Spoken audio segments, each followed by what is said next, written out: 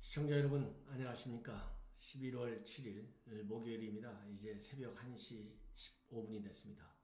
전옥현의 안보정론 심야 방송을 시작하겠습니다.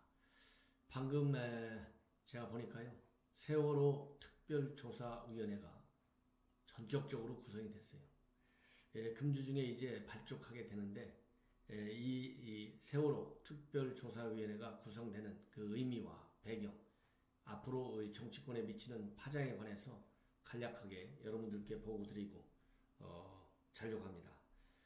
오늘 오후 늦게 알려진 내용인데요. 윤석열 검찰총장이 세월호 참사 특별수사단을 출범한다 전격적으로 발표했습니다. 단장은 임관혁 수원지검 안산지청장이 맡게 되어 있고요.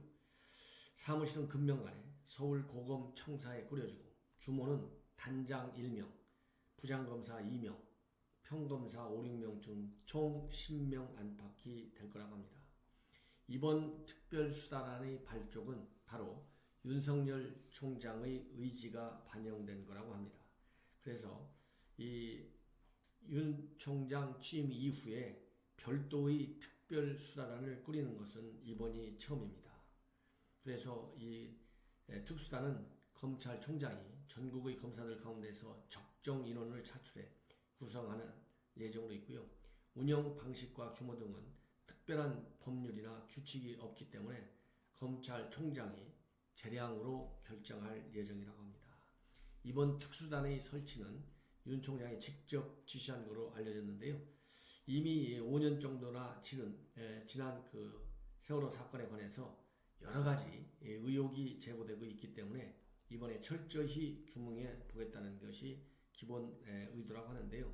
이미 이런 그 세월호 참사와 관련해 가지고 인사청문회에서도 재수사 가능성을 시사한 바 있습니다. 왜냐하면 인사청문회에서 박주민 더불어민주당 의원이 세월호 참사 재수사를 촉구하는 질의를 했고, 윤 총장은 당시에 고발 조치가 있게 되면 법에 따라서 엄정하게 처리하겠다 이렇게 밝힌 바 있어요. 그리고 국감 때는 이철희 의원이 황교안 자유한국당의 대표 등에 대한 수사 필요성을 직접 언급한 바 있고, 여기에 대해서 윤 총장은 사건 접수가 되면 종합적으로 검토해 보겠다 이렇게 얘기를 했는데요.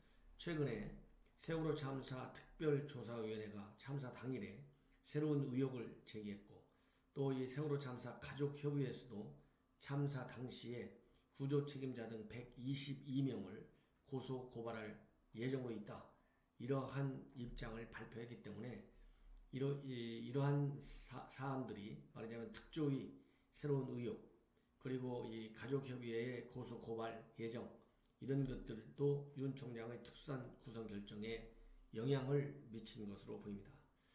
다만에 우리 정치권에서는 조국 장관 수사로 인해서 여권에 많은 타격을 줬기 때문에 야당에도 이번 세월호 사건을 인해서 상당한 영향을 줘가지고 여야 간에 균형된 수사를 한다, 그러면서 검찰이 현재 정부 여권으로부터 엄청난 압박과 비판을 받고 있는데 이것을 모면할 필요가 있다, 그래서 재수사에 착수하는 것이 아니냐라는 해석도 이 정가에 나돌고 있다, 이런 보도가 있습니다.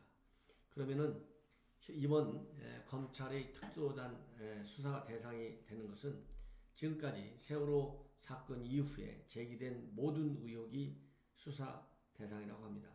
대검이 밝힌 수사 대상, 즉 세월호 참사 관련 수사 의뢰 사건인데요. 우선 특조위가 앞서 수사를 의뢰해가지고 서울지검 형사부에 배당돼 있던 세월호 내 폐쇄회로 DVR 조작 의혹, 영상 조작 의혹이죠. 그러니까 CCTV 안에 녹화된 영상, 이를 조작했다, 그런 의혹이고요. 청해진 해운의 산업은행 불법 대출 의혹, 이런 것들도 전부 특수단으로 넘어오게 됩니다. 그리고 지난달 31일 특조위의 중간 조사 결과 발표해서 새롭게 제기된 참사 당일의 대다수 승객에 대한 구조수색, 그 다음에 후속조치 지연 이런 문제점도 이번 검찰의 특수단에서 살펴볼 예정으로 있다고 합니다. 또한 병원 이송용 헬기를 해양경찰청장이 이용하며 희생자 발견과 이송이 늦어진 그 원인에 대해서도 수사할 예정이라고 합니다. 이러다 보니까 참사 당시에 법무장관이었던 황교안 대표의 수사 외압 가능성, 그리고 당시 수사 라인에 있던 사람들, 이런 사람들이 전부 조사 대상에 오를 거다, 이렇게 얘기가 나오고 있고요. 현 법무부 검찰국장인 이성윤, 참사 당시에 광주지검 목포지청장이었는데 검경 합동수사본부장을 지냈고요. 그 다음에 현 윤대진 수원지검장은 당시 광주지검의 형사 2부장으로 해경의 세월호 참사 대응이 적절했는지 수사하는 수사팀장을 맡은 바 있습니다. 그리고 가족협의회가 오늘 15일 검찰에 고소 고발하겠다는 122명을 더하면 수사 대상은 이보다 훨씬 더 많이 늘어나게 된다. 그리고 이 수사 대상엔 박근혜 전 대통령, 김기춘 전 대통령 비서실장, 황교안 현 자유한국당 대표, 당시 법무장관 등 관료 9명, 또 김석균 전 해경청장 등 구조관계자 29명, 또 일기 특조위 관계자 등 총 29명이 수사선상에 올라와 있다고 합니다. 따라서 수사 범위에 따라서는 내년 총선을 앞둔 정치권에 미치는 파장이 적지 않을 거라고 하는 그러한 판단이 나오고 있고요.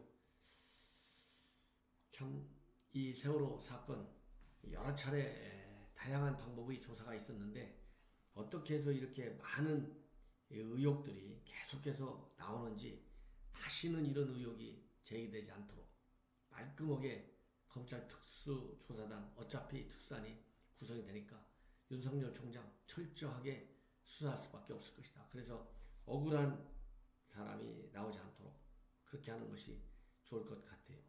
그리고 이번 이러한 그 세월호 특조단 수사와 관련해서 민주당에서는 참 잘하는 것이다. 또 진상규명이 필요하다. 철저하게 수사를 해라. 이렇게 환영의 뜻을 보인 반면에 우리 자유한국당의 경우에는 이렇게 느닷없이 세월호 관련 진상조사단이 구성될 것과 관련해서는 검찰의 영역이고 검찰의 판단에 맡기겠지만 검찰이 엄중하게 판단해야 된다. 그리고 명확한 사실관계에 관해서 진상조사가 이루어져야 된다. 그러나 황교안 대표를 흔들려는 시도가 다시 나타나고 있는 걸로 우리 자유한국당은 보면서 내년 총선 5개월밖에 남지 않은 상황에서 이러한 정치적으로 민감한 시기에 검찰이 특수단을 출범시킨 의도를 우리 자유한국당은 의심을 하고 있습니다. 그래서 의도적으로 여야 균형 맞추기를 하는 게 아닌지 우리 의심을 하고 있고요. 그리고 이 법조인들 가운데서도 이번 특수단 설치는 정치적 의도를 의심하지 않을 수 없고 구체적인 근거 없이 황 대표에 대한 의혹이 제기되고 있고 또 설령 검찰이 직권남용가 있다고 판단하더라도 아직 공소시효가 충분히 남아있어갖고 수사의 시급성이 있지도 않다. 이러한 비판적 시각도 이 법조계에 지금 살아있다고 합니다. 자, 어쨌든 간에 일단 특수단 우리가 지켜봐야 되겠습니다. 그러나 정치적인 의도를 갖고 그야말로 가짜 뉴스를 통해서 자유한국당의 황교안 대표를 흔들어가지고 보수 진영을 흔들어서 내년 총선 전략으로 삼겠다. 이런 취지하에 이번 검찰 수사를 정부 여당이 활용한다면 내년 4월 총선에서 엄중한 심판을 받게 될 것이다. 이런 말씀을 드리고 싶습니다. 시청자 여러분, 이것으로 제 방송을 모두 마치겠습니다. 내일 아침에 여러분들께 인사드리겠습니다. 대단히 감사합니다.